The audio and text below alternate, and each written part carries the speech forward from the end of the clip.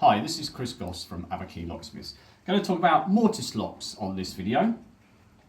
If you've got a British standard 5-lever mortise lock with a wooden door, it's probably just a sort of standard security, the best lock you can have. It's a deadbolt, and obviously you just engage it. And this is one of those locks. You can see it's nice and chunky, and it's very secure. It is, like I said with the night latch, works in conjunction. So when you exit the property, or maybe at night, always engage this lock, even though you've got a night latch. That's my tips for that. Any more information you'd like, then please give me a call. Thanks for listening.